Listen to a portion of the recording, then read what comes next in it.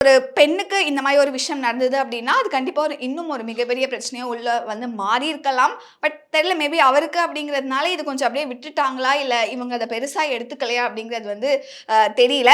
And also இன்னொன்னுமே, Parvati அவர்கள் நேத்து அந்த டாஸ்க்ல விளையாடும் போது அந்த விக்ரம் அவர்கள் வந்து தள்ளி விட்டுருவாரு.